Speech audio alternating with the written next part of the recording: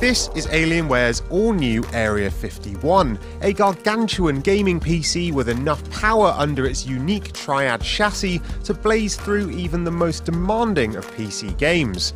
Sporting one of Intel's Haswell-E processors and X99 chipset, along with 3 of Nvidia's GTX 980 graphics cards, the Area-51 is all about bleeding-edge technology.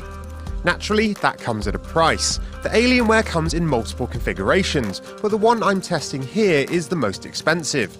Coming in at $4,549, it features a 1500-watt power supply, 256GB Samsung SSD, a 4TB hard drive, 16GB of 2133MHz DDR4 RAM, an Intel Core i7-5930K processor with a modest overclock to 3.9 GHz, and 3 Nvidia GTX 980 graphics cards. That's a hugely powerful machine by any measure, but it's worth noting that you're paying quite a premium for the case. Standing at over 22 inches tall, over 9 inches wide, and over 25 inches in depth, it's an imposing machine, even by gaming PC standards. The Triad design does have some practical benefits though. For starters, both the rear and front panel I/O sit up at an angle, which makes it easier to plug in accessories and displays. You can also tilt the whole thing forward for even easier access. The easily removable latch side panels reveal a neat and tidy interior, which features 2 front intake fans, one at the top of the case and one near the bottom that blows air towards the GPUs. The CPU is cooled by an all-in-one liquid cooler with a 120mm radiator and fans set to exhaust out the top of the case.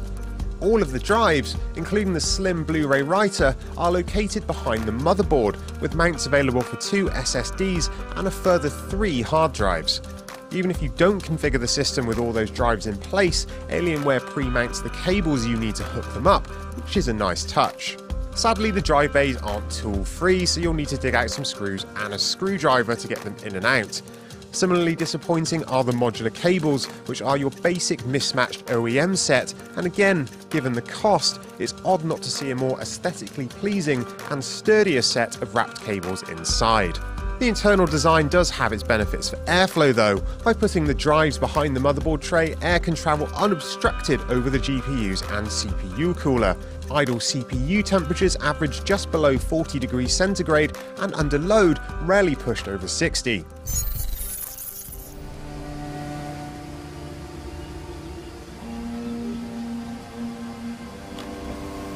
With 3 GTX 980s and Haswell-E on board, it's no surprise that the Area-51 breezes through even the most demanding of games at 1080p and 1440p.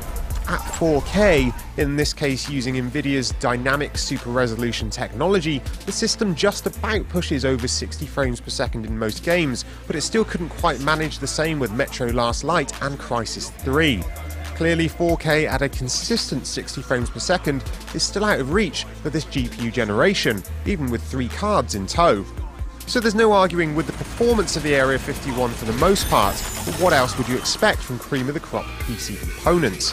This is a supremely powerful machine, one that will be just as good for video editing and 3D rendering work as it would for playing the latest shooter. Annoyingly, even on cheaper versions of the machine, you can't spec it out with Nvidia's cheaper GTX 970 GPUs, which would shave hundreds of dollars off the price.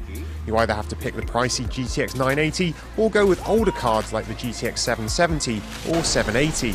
Quite why the 970 isn't an option is a mystery. So while the Area-51's case may be to your tastes, as usual the smart option is to build your own PC. Not only can you save several $100s, but you can actually build a more powerful computer too. Still, if you must go pre-built, the Area-51 is a well-designed, quiet machine with a price that compares favourably with systems from the likes of Origin and Digital Storm, and as such is one of the best pre-built options out there.